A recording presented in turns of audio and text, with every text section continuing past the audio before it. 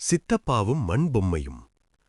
அந்த ஊரில் மழை பெய்து ஓய்ந்த ஒரு அமாவாசை இரவு ரங்கன் மட்டும் தனியாக தன் குடிசையில் இருந்தான்.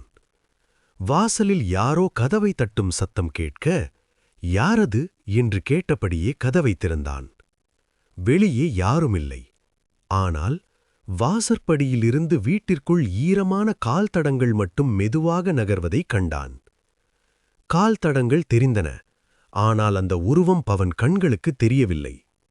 பயத்தில் மூலையில் ஒதுங்கிய ரங்கன் தன் கட்டிலுக்கடியில் அந்த தடங்கள் மறைவதை பார்த்தான்.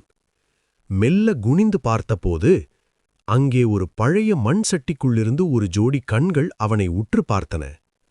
திடீரென அந்த இருட்டு மூலையிலிருந்து ஒரு சிறுவனின் மெல்லிய அழுகை சத்தம் கேட்டது. அது ரங்கனின் அண்ணன் மகன், 10 வருடங்களுக்கு முன் காணாமல் போனவன். சித்தப்பா, நான்தான் ராமு வந்திருக்கேன் என்ற குரல் அவனுக்கு மிக அருகே கேட்க ரங்கனின் உடல் சில்லிட்டது. அவன் விளக்கை உயர்த்தி பார்த்தபோது கண்ணுக்கு தெரியாத அந்த உருவம் ரங்கனின் கைகளை பலமாக பற்றிக் கொண்டது. அவன் கைவிரல்கள் கொஞ்சம் கொஞ்சமாக மண்ணாக மாறத் தொடங்கின. சில வருடங்களுக்கு முன்பு ரங்கனும் அவன் அண்ணனும் சொத்துக்காக பெரிய சண்டையிட்டுக் கொண்டார்கள். அண்ணன் மகனான அந்த சிறுவன் ராமு விளையாட்டாக தன் மண் பொம்மையோடு சித்தப்பா ரங்கனின் வீட்டு பெரிய தானிய கிடங்கிற்குள் ஒளிந்து கொண்டான். சொத்து ஆத்திரத்தில் இருந்த ரங்கன் சிறுவன் உள்ளே இருப்பதை கவனித்தும் வீட்டை பூட்டிவிட்டு வெளியூர் சென்று விட்டான்.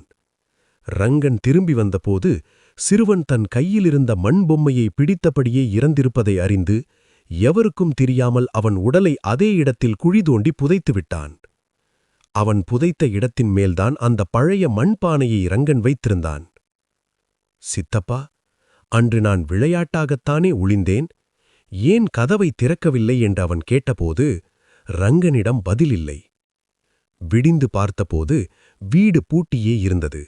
உள்ளே ரங்கனுக்கு பதில் அவன் அமர்ந்திருந்த இடத்தில் ஒரு பெரிய மண் பொம்மை மட்டும் அச்சு அசலாக அவனைப் போலவே இருந்தது. தான் மண்ணால் மரித்தது போலவே ரங்கனையும் ஒரு மண் பொம்மையாக மாற்றி அந்த சிறுவனின் ஆவி தன் பகையை தீர்த்து கொண்டது.